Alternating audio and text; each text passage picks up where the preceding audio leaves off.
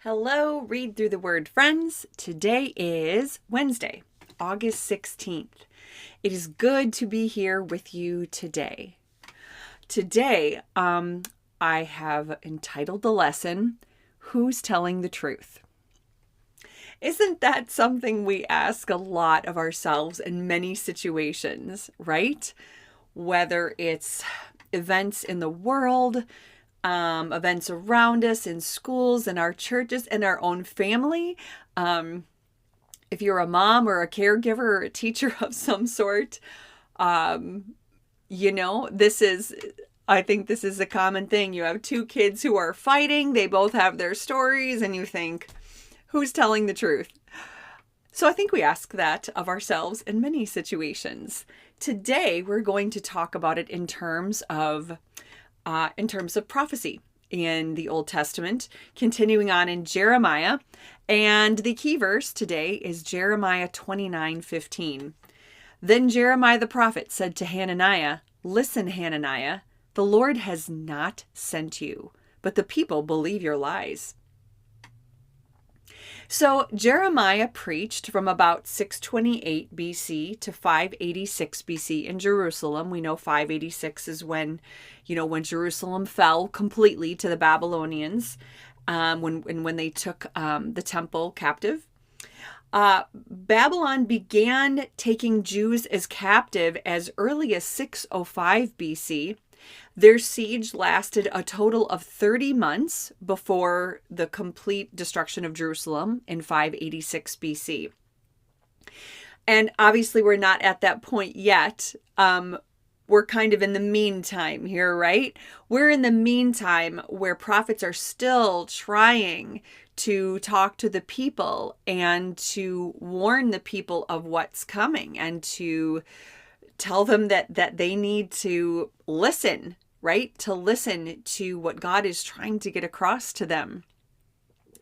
And we find that the leaders, the king, the leaders, the priests, other false prophets, they're being stubborn. Which is interesting because, Jeremiah has been talking about this, and already, there's, and I do not know if I'm pronouncing this right, but I'm doing my best. Jehoiakim has already been taken to Babylon. There's already been, people that have been taken into exile to Babylon. So this stuff is already starting to happen. And you would think, are these people maybe going, whoa, we got to start listening to what's being said? I don't know, you would think, but that wasn't really what was happening for the most part. So, this particular kind of little showdown here happens between Hananiah and Jeremiah. In Jeremiah 28:1, it says, "One day in late summer of that same year, the 4th year of the reign, Zedekiah, king of Judah," so now Zedekiah is the king, but he has to do what Babylon says. Like he's not, Babylon took Jehoiakim, but Zedekiah is supposed to be doing and submitting to Babylon. And so in the 4th year of the reign of Zedekiah, king of Judah, and the Archaeological Bible puts this at about 593 BC. So math. Okay, 7 years. So that's 7 years about this time. In 7 years is when the fall of Jerusalem is going to happen. So that's our timeline right now. And there's this, like I said, kind of this conflict that happens between Jeremiah and Hananiah. God tells Jeremiah, go and put a yoke on put on a yoke. And this was the kind of yoke worn by oxen, and it was a symbol of political submission. Now, at this time, there were envoys in Jerusalem at that time, envoys that had been sent from Edom, Moab, Ammon, Tyre, and Sidon. And they're meeting with Zedekiah, probably talking about how they can rebel against Babylon, right?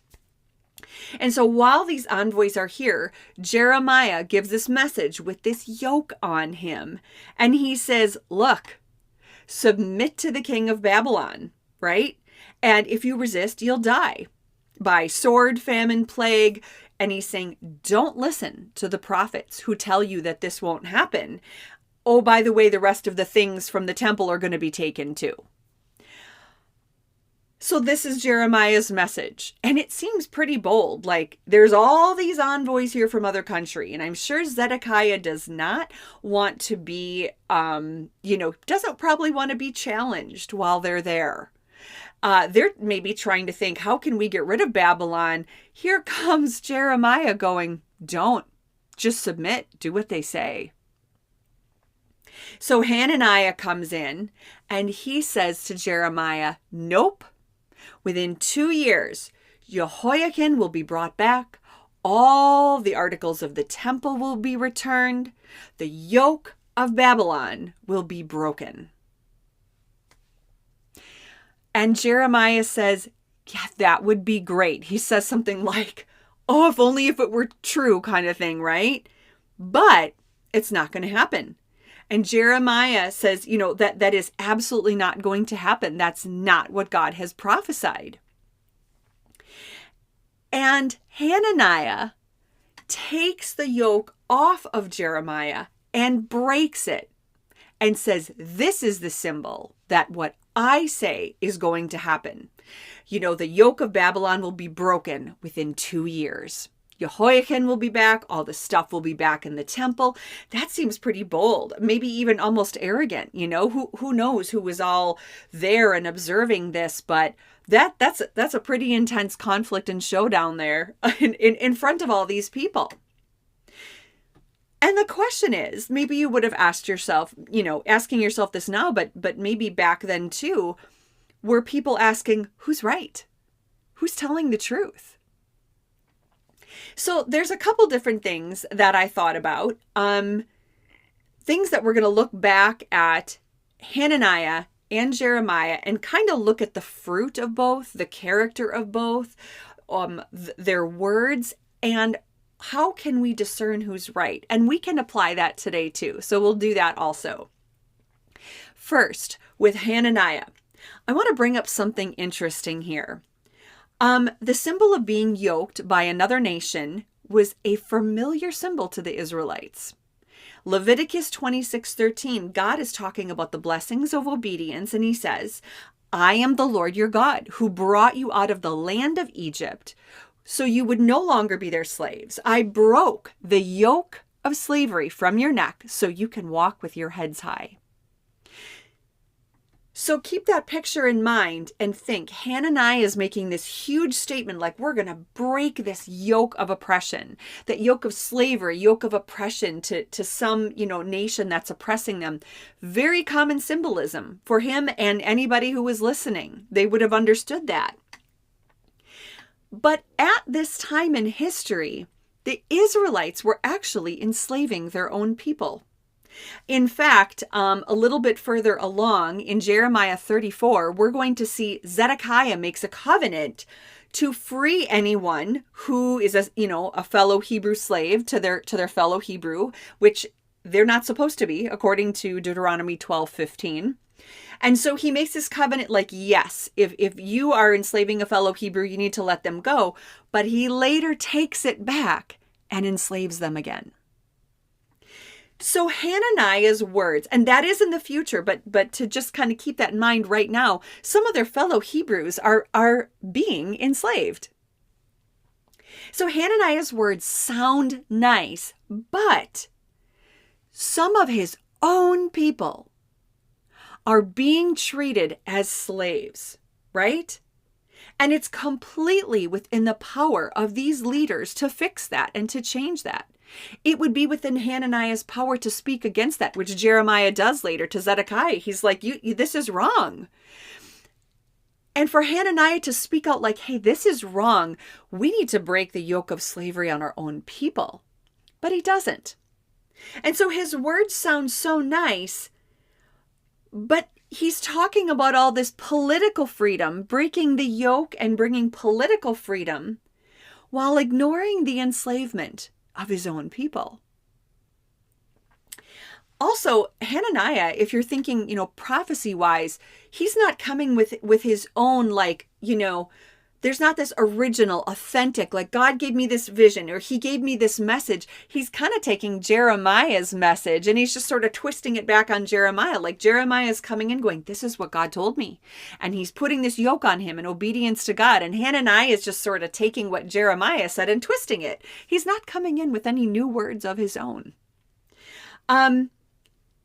He's preaching what makes the leaders comfortable. That's what Hananiah is doing. He's preaching what they want to hear. He's maintaining favor with people in positions of power. And they would rather listen to Hananiah than change anything, because that would be easier, right? Hey, Hananiah's got some good prophecy here. This sounds good. And Hananiah knows that. So he keeps digging in and he's determined to keep speaking what he wants to speak. And it probably brought him favor with the leaders. Jeremiah, on the other hand, first, an interesting thought, after his encounter with Hananiah, and when he says no, there's this back and forth, and Hananiah kind of gives the last word, and Jeremiah, what does he do? Does he get defensive, get into conflict? Does he get all argumentative? It says he walks away. He goes on his way. And you have to wonder, maybe he was like, I need to hear from God. I'm not going to get into conflict with this person. And sure enough, God does speak to Jeremiah again. And he says, go to Hananiah and tell him he's going to die within the year. And Jeremiah goes to Hananiah and he tells him that. And indeed, within like about a 2-month period, Hananiah dies.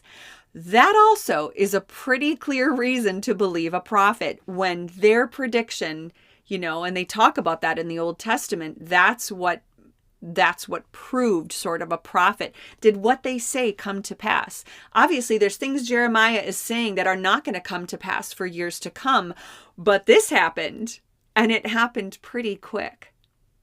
So that's one way we can know that, wow, I think Jeremiah is believable. The other thing is Jeremiah's character. Again, he didn't stay in this conflict. He didn't cause all this division. He said what he had to say, but he didn't try to get all defensive, right? In that moment with Hananiah.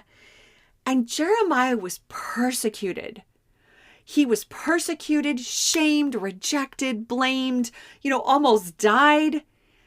And he did not try to take any of the power or prestige for himself. He was not interested in aligning himself with prestigious or powerful people or getting some kind of fame or getting some kind of favor with these people. Jeremiah loved God and he loved people. And his mission to speak what God told him in truthfulness was more important than anything else to him. And speaking to people, speaking to his own people to warn them. He loved God and he loved people. And he put his own life at risk and, pushed aside any fame or prestige or power or resources of this world, pushed all that to the side to be faithful in what he did. I think that's a pretty powerful picture for today too. When we're wondering who's telling the truth, we can look for humility. We can look for love. We can look for who is putting the love of God and the love of others before themselves.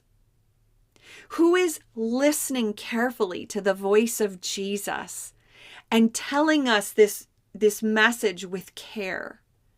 Who's aligned with people of power and prestige and just trying to, kind of keep that authority for their own benefit? Is it selfish? Or are they doing this for the good of others? Are they hoarding resources? Or are they giving freely? Hananiah and the leaders loved themselves and their own power. But Jeremiah put God and the well-being of others first. We'll see you next time, friends, on Read Through the Word.